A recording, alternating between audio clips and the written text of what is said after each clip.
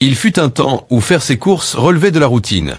On entrait dans un magasin sans se poser de questions, on trouvait ce qu'il fallait, point final.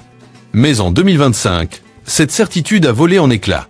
Un peu partout aux États-Unis, les magasins ferment les uns après les autres, les livraisons prennent du retard, et les prix montent en flèche.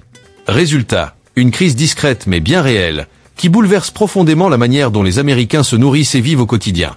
Ce phénomène ne touche plus seulement les zones rurales isolées ou les quartiers défavorisés. Non. Aujourd'hui, ce sont aussi les banlieues, les centres-villes, et des endroits où personne n'aurait imaginé vivre ça. Certaines familles doivent parcourir plus de 50 km pour mettre la main sur des produits de base. D'autres sautent carrément des repas, faute de pouvoir acheter quoi que ce soit. Ce n'est plus juste une question d'inflation. C'est un dysfonctionnement profond du système alimentaire. Dans cette vidéo, on va passer en revue les 10 États américains où les épiceries disparaissent à vue d'œil, et ce que ça signifie pour les habitants qui restent derrière. Alors attachez votre ceinture, car ce sujet est loin d'être anecdotique. Numéro 10, le Michigan. En 2025, le Michigan est devenu un symbole inquiétant d'une crise qui avance en silence, l'accès à la nourriture. Dans tout l'État, et surtout dans les grandes villes comme Détroit, des milliers de familles se réveillent chaque jour face à des rayons vides et des supermarchés fermés à coups de planche. Rien que dans Détroit, plus d'un demi-million de personnes vivent désormais dans ce qu'on appelle des déserts alimentaires, c'est-à-dire des zones où les épiceries sont soit trop éloignées, soit hors de prix, voire totalement absentes. Les chaînes de supermarchés comme Kroger ou Meijers, qui étaient autrefois des piliers de ces quartiers, ont plié bagages, invoquant les vols, les coûts de sécurité trop élevés et le manque de personnel. Les petits commerçants ont suivi, étranglés par l'inflation et les retards de livraison. Résultat, il ne reste que les magasins à 1 $ et les stations-service, qui n'offrent presque jamais de produits frais. Et quand il y a encore de la nourriture, les prix sont affolants. Dans certains quartiers, un gallon de lait coûte maintenant 6 $ et une boîte de 12 frôle les 5 $. Sans transport en commun, de nombreuses familles sans voiture doivent marcher des kilomètres ou dépenser de l'argent en covoiturage pour acheter l'essentiel. Les banques alimentaires essaient de combler le manque, mais elles sont submergées. La demande a bondi de 30% par rapport à 2023, alors que les dons, eux, stagnent. Même des villes de banlieue comme Flint ou Pontiac connaissent les mêmes galères. Les rayons sont à moitié vides, les réapprovisionnements irréguliers. Les problèmes de chaîne d'approvisionnement apparus pendant la pandémie n'ont jamais été vraiment résolus, et ils se mêlent aujourd'hui aux inégalités économiques pour créer une situation explosive. Le mal-être est palpable. Les habitants parlent de fatigue, de stress, de sentiment d'abandon. Un bénévole local l'a résumé ainsi: on ne demande pas le grand luxe. Juste un peu de salade et du pain. Faute de solutions rapides de la part des autorités, les Michigandais s'organisent comme ils peuvent. Distribution de nourriture par les églises, camions alimentaires itinérants, entraide entre voisins. Le Michigan, qui représentait jadis l'âme de la classe ouvrière américaine, incarne aujourd'hui ce qui se passe quand les services de base s'effondrent et que personne ne vient réparer. Ce n'est pas qu'une question d'alimentation. C'est une histoire d'invisibilité. Numéro 9, l'Arizona. L'Arizona a toujours été habitué aux conditions extrêmes. Chaleur accablante, vaste zone désertique, longue distance à parcourir. Mais en 2025, c'est un tout autre défi qui surgit, celui de nourrir sa population. En 3 ans, l'insécurité alimentaire a bondi de plus de 30% dans l'État. La faute à la flambée des prix, aux perturbations dans les livraisons et à la fermeture en masse des épiceries.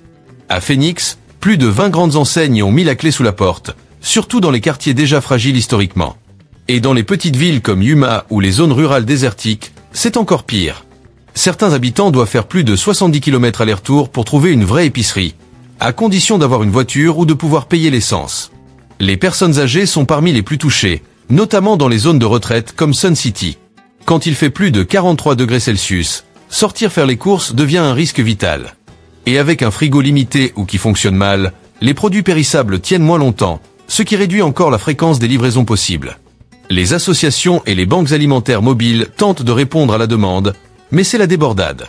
Dans le sud de l'Arizona, un seul camion de distribution nourrit désormais plus de 600 foyers par semaine, 2 fois plus qu'en 2022. En parallèle, l'agriculture locale est frappée par la sécheresse. Les récoltes baissent, et l'État importe plus de nourriture qu'avant. Sauf que les chaînes nationales d'approvisionnement sont déjà sous pression. Résultat, les rayons sont livrés en retard, les quantités sont limitées, et les prix grimpent. Dans les supérettes de banlieue, les étagères sont à moitié vides, et les étiquettes ont pris 10 à 15% depuis le début de l'année. Les fruits et légumes frais deviennent un luxe, et les familles se rabattent sur les conserves et les produits ultra transformés. Le coût humain est alarmant. Des enseignants signalent des élèves qui arrivent affamés à l'école, les hôpitaux voient augmenter les cas de malnutrition chez les personnes âgées. Partout, la même impression, le système craque, et personne ne semble prêt à réparer quoi que ce soit. L'Arizona a toujours su faire face à la chaleur. Mais en 2025, ce n'est plus seulement dehors que ça brûle. Dans bien des cuisines, il n'y a plus rien à faire cuire. Numéro 8, l'Illinois. L'Illinois, autrefois symbole de puissance industrielle et de modernité urbaine, est aujourd'hui confronté à un problème bien plus terre à accent grave terre, la difficulté croissante d'accéder à la nourriture. Et Chicago en est l'illustration parfaite. En 3 ans, plus de 40 épiceries ont fermé dans la ville, majoritairement dans des quartiers pauvres à majorité noire ou latino. Dans les secteurs sud et ouest de la ville, des quartiers entiers sont devenus des déserts alimentaires. Il faut parfois parcourir plus de 8 km pour accéder à une épicerie digne de ce nom. Et sans voiture ou transport fiable, cette distance devient un mur infranchissable. Dans ces zones, les habitants n'ont souvent d'autre choix que d'aller dans des magasins à $1 ou des stations-service, où les produits sont rares et souvent peu nutritifs. Et quand on trouve de quoi remplir son panier, le prix refroidit. À l'échelle de l'État, le coût des aliments a grimpé de près de 12%, avec des hausses particulièrement fortes sur le lait, les œufs et les laits infantiles. Dans les villes moyennes comme Springfield ou East St. Louis, les petits commerçants peinent aussi à rester à flot, pris en étau entre manque de personnel et pénurie de marchandises. Les banques alimentaires tournent à plein régime, parfois contraintes de refuser du monde ou de réduire les portions qu'elles distribuent. Les écoles tentent de réagir en élargissant leur programme de petits déjeuners gratuits, mais les enseignants constatent que de nombreux élèves arrivent en classe affamés et épuisés.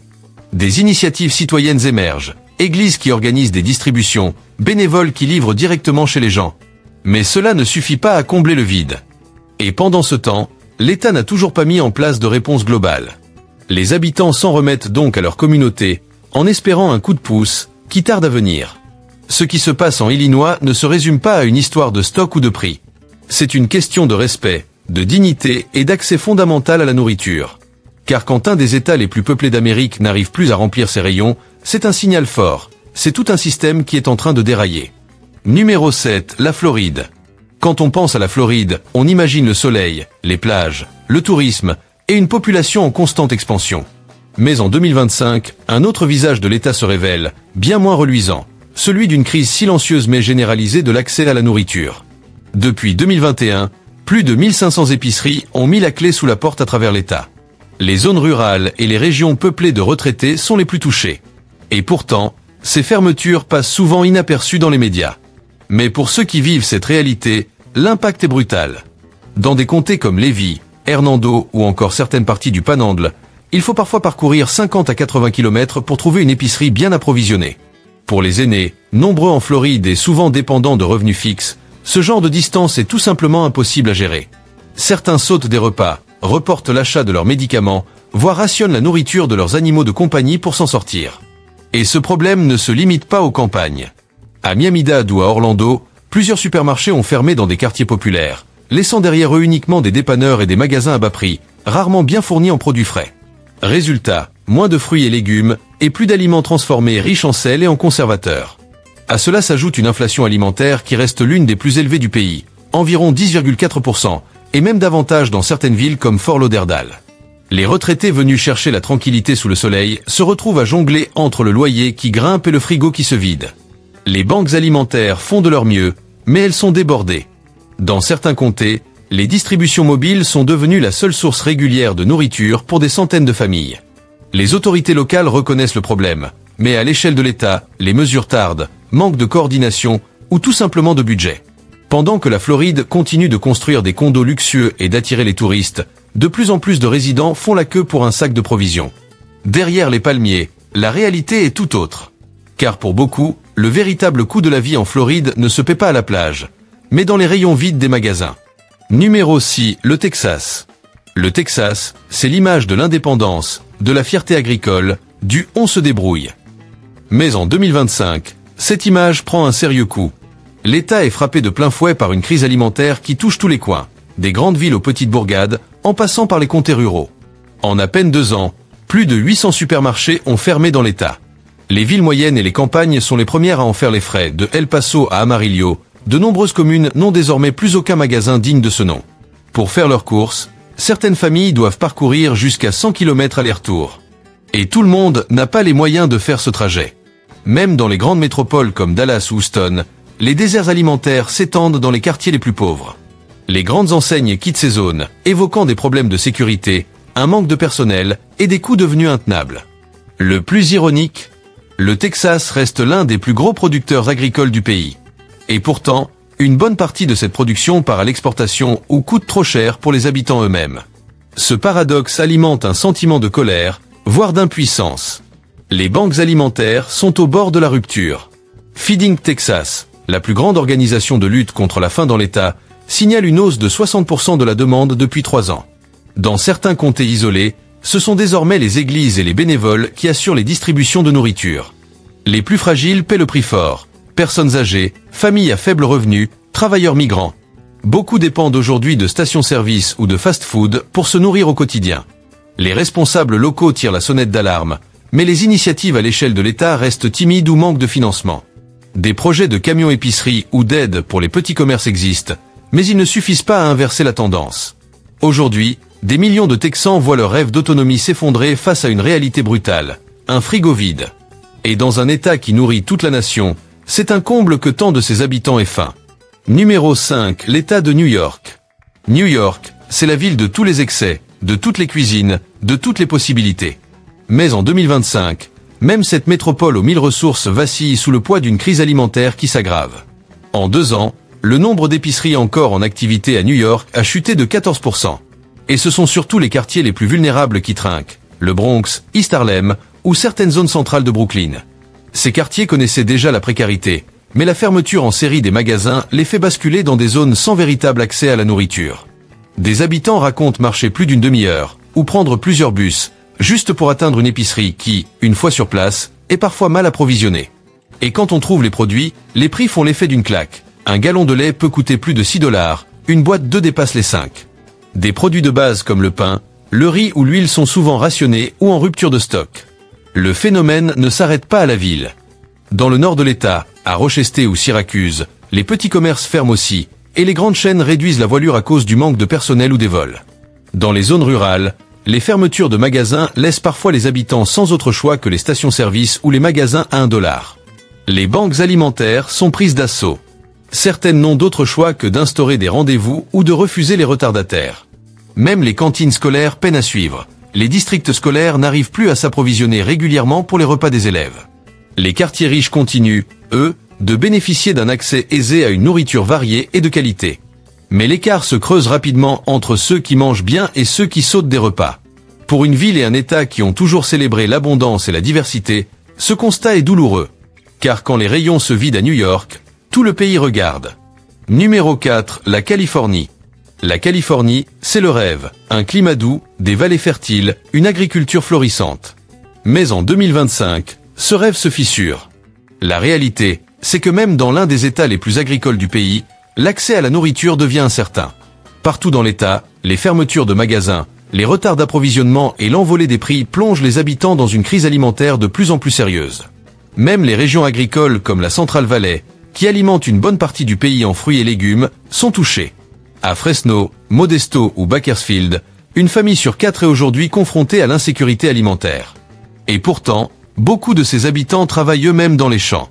Dans les grandes villes comme Los Angeles, Oakland ou San Diego, les enseignes ferment leurs magasins dans les quartiers jugés peu rentables ou à haut risque de vol, laissant des milliers de familles sans solution. Les transports en commun sont trop peu fiables, et les distances à parcourir pour acheter le minimum deviennent décourageantes. L'inflation alimentaire dans l'État frôle les 13%.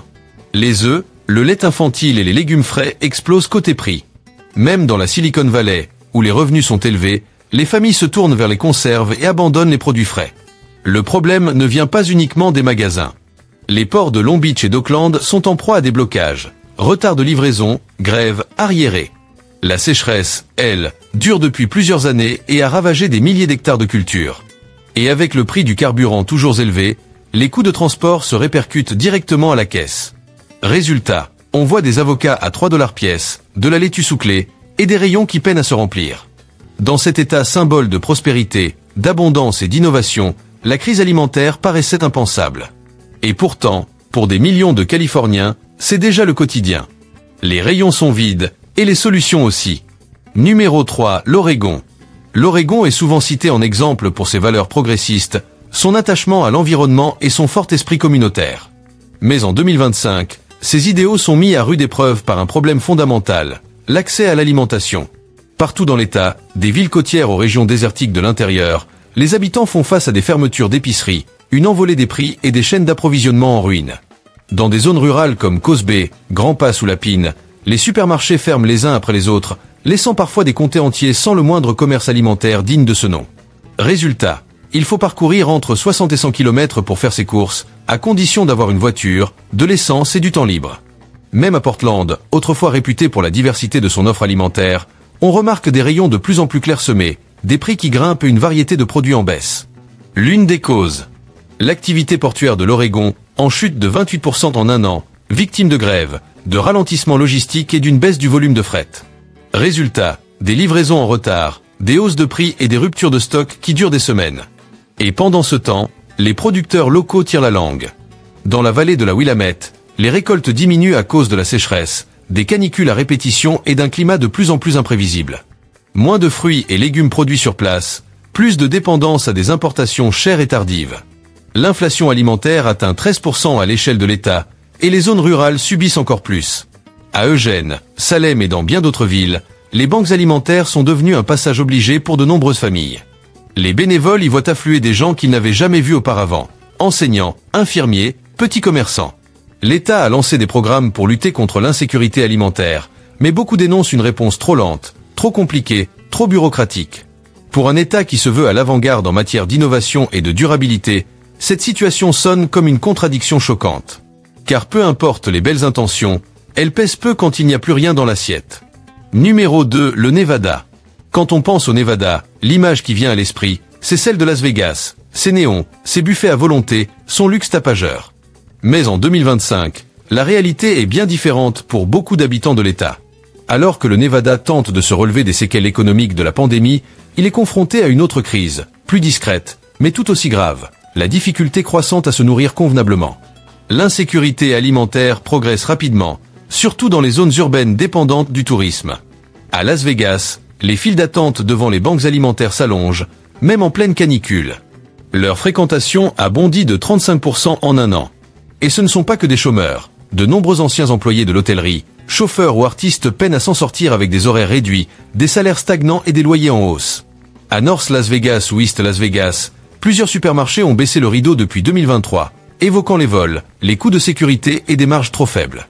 Les habitants doivent désormais se rabattre sur des dépanneurs, plus chers, et souvent dépourvus de produits frais. Le problème est aggravé par la logistique.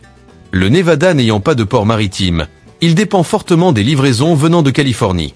Et avec les retards chroniques dans les ports de Los Angeles et Long Beach, le Nevada passe après tout le monde.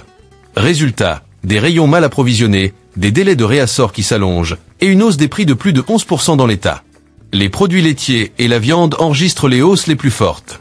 Dans les zones rurales comme Elko ou Winmucca, la situation est encore plus tendue. Les épiceries se font rares, il n'y a pas de transport public, et les distributions mobiles n'ont lieu qu'une fois par mois, parfois moins. Les associations locales sont débordées. Et même si les autorités reconnaissent l'ampleur du problème, les réponses concrètes restent timides et sous-financées. Le Nevada est peut-être célèbre pour ses casinos étincelants, mais à quelques rues du Strip, la réalité est tout autre. Pour bien des familles, le vrai jackpot, ce n'est pas de décrocher le gros lot, c'est de trouver de quoi remplir le frigo pour la semaine. Numéro 1, l'État de Washington. On associe souvent l'État de Washington à l'innovation technologique, au paysage spectaculaire et à une économie en pleine croissance. Mais en 2025, ce territoire florissant devient le symbole d'une crise alimentaire nationale. C'est ici que les tensions entre commerce mondial et besoins locaux se manifestent le plus durement. À Seattle et dans les comtés alentours, les prix des denrées de base ont explosé. En un an, le lait, le pain et les œufs ont augmenté de plus de 12%. Une partie du problème vient des ports. Ceux de Seattle et Tacoma ont connu de nombreux blocages liés à des conflits syndicaux et au ralentissement du commerce international. Ces perturbations ont vidé les rayons, allongé les délais de réapprovisionnement et contraint les grandes enseignes à limiter la vente de certains produits. Dans le comté de King, certains habitants attendent en file pour acheter une bouteille de lait ou du lait infantile et repartent parfois les mains vides. Et la situation est encore plus critique dans les zones rurales. À l'est de l'État ou sur la péninsule olympique, de nombreuses épiceries ont fermé. Il ne reste que des camions itinérants, des coopératives ou des groupes caritatifs pour assurer une distribution minimale. Dans certaines villes, les livraisons ont lieu toutes les 2 semaines. Et s'il y a un retard, rien n'est prévu pour compenser. À Spokane, Tacoma ou Everett, les banques alimentaires sont saturées. On y voit de plus en plus de nouveaux venus, des gens qui travaillent à temps plein, mais qui n'arrivent plus à joindre les deux bouts avec le coût du logement et des gardes d'enfants. L'économie numérique de l'État a créé une immense richesse, mais elle ne se retrouve pas dans les paniers de courses. Avec des prix qui grimpent, des transports perturbés et des salaires qui stagnent, de plus en plus de familles sont obligées de choisir, manger ou payer le loyer. Les élus ont promis des aides d'urgence et des crédits d'impôt pour les foyers modestes, mais leur mise en place reste lente.